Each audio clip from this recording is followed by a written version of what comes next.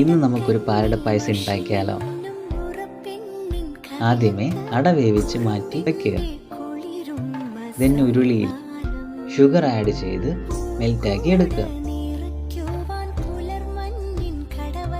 അതിലേക്ക് 1.5 ലിറ്റർ പാൽ ആഡ് ചെയ്ത് നല്ലപോലെ തിളപ്പിച്ചെടുക്കുക.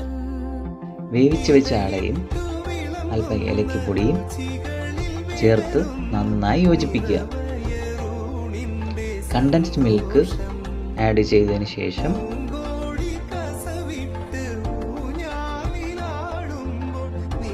ആവശ്യത്തിന് കാഷ്യൂവും കിസ്മിസും നെയ്യിൽ റോസ്റ്റ് ചെയ്ത് പായസത്തിൽ മിക്സ് ചെയ്തെടുത്താൽ പായസം റെഡി.